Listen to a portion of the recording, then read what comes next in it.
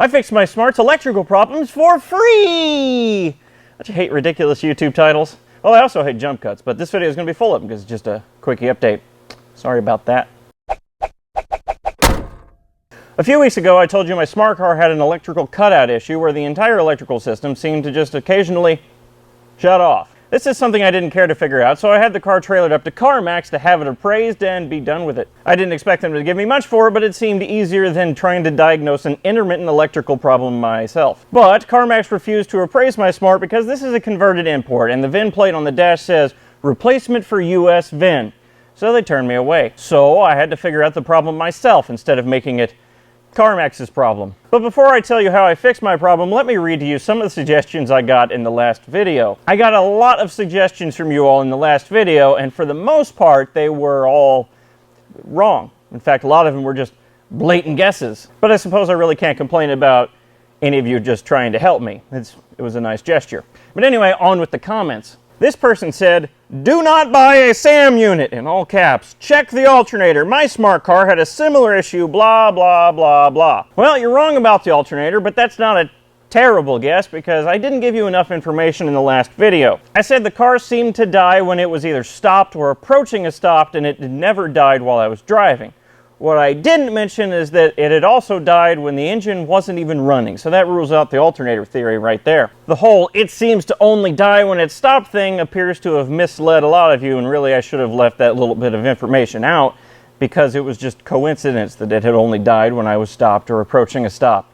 It wasn't actually a symptom at all or a warning sign. It's just coincidence. This person said, I can't believe this hasn't been said yet. Make it electric. Good Lord, do you know how expensive and time-consuming that would be? I would need way more Patreon subscribers than I have now to make that possible. So, no. This person said, why does the driving part look a bit odd? You didn't really think I was driving, did you? You could see the garage in the background. Whatever. This person said, I'd say you've probably got a bad ground or a loose connection somewhere. Well, I had a ton of people telling me that I might have a bad ground. Again, this is a reasonable guess because I didn't give you enough information in the last video. Yes, it's true it would just shut off occasionally, but what I didn't mention is that after this cutty-offy fit, sometimes the ESP warning light would show up on the dash because it was disabled. But only sometimes, and this indicated to me a bit more than just a bad ground somewhere. There's something going wrong in the SAM unit. Causing various things to go haywire. This is a comment regarding the odometer jumping forward. He said, the reset of the battery somehow put the mileage into kilometers instead of miles.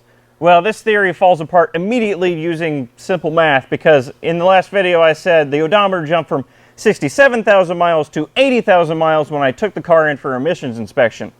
67,000 miles is not 80,000 kilometers, it's 107,000 kilometers. So that theory just goes right out the window. In addition, I said I took the smart car to Mercedes to have it scanned, and they said the appropriate mileage of 67,000 miles is stored on the SAM unit, but it's just the odometer display that's not displaying the correct mileage. I should note at this point, this is not a problem I fixed because there's really nothing I can do about it. The only thing I can really do is document the mileage difference and then warn any future owners against using any cheapy OBD2 devices unless absolutely necessary. I looked up online and apparently some first-generation Canadian smart owners have this same problem where they plug in some cheapy OBD2 device into the port and it messes with the odometer, jumping it forward. I don't know what causes this issue. It seems to be some sort of North American compliance problem.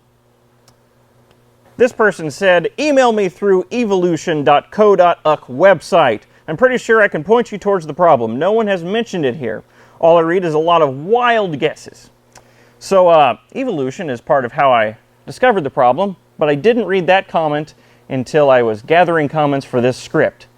So, the website was helpful, that comment wasn't, just because I missed it. Finally, this person said, hi, I'm a smart technician. By the way, you just highlighted why it's a bad idea to give any car an adjective for a name. Hi, I'm a smart technician. I bet you are. Anyway, your issue is the SAM unit. They suffer of bad soldering. Bingo. You got it. Here's how I fixed my electrical cutout issue. I started by taking the SAM unit out from under the dash. And while I was taking it out and unplugging the harnesses, I noticed one of the harnesses had 2 burnt and melted pins on it. This wasn't my actual problem, but it was something I needed to fix while I was in there messing around with the SAM unit. With the SAM out, I unclipped the casing that has no form of weatherproofing whatsoever. I pulled the board out and gingerly unfolded the circuit board. I suspect this can only be done a number of times before the circuit board breaks in half. It was at this point that my issue presented itself. All of the solder joints on one of the harness connections was bad. All of them. And this is the harness that sends power to, among other things, the ECU, the ESP unit, and various parts of the gauge cluster, all of which were symptoms of my cutout issue. So it was just some loose connection caused by a series of bad solder joints in the SAM. Easy enough to fix. I just resoldered the lot of them. And while I was there, I also soldered on a couple of bypass wires for those aforementioned burnt harness pins.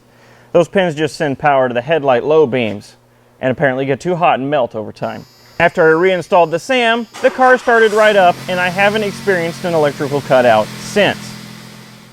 I do have to admit, though, that this sort of problem makes me nervous because it was an intermittent issue. There's still that voice in the back of my head that's saying, what if during your test drive it just didn't cut out? Maybe you didn't fix the issue, it just chose not to rear its ugly head while you were driving your car around your yard like a buffoon. But despite what my fears may be telling me, I'm just going to assume the car is fixed now because those were really bad solder joints, and I'm surprised that some of them held a connection at all. It only makes sense that that was the problem. This all means that the car is now ready for sale again, this time almost entirely working. I did find out on my test drive to fix the electrical problem that the AC doesn't work. I suspect it just has a leak somewhere because all of the equipment seems to function properly. But that's sort of minor in comparison to the car just randomly shutting off. But anyway, it's now for sale again, this time at market value instead of deeply discounted by my problem pricing. You can find the link for the new listing of the ad in the description below, unless it's sold or the ad isn't up yet. I'm sure I'll say in the description.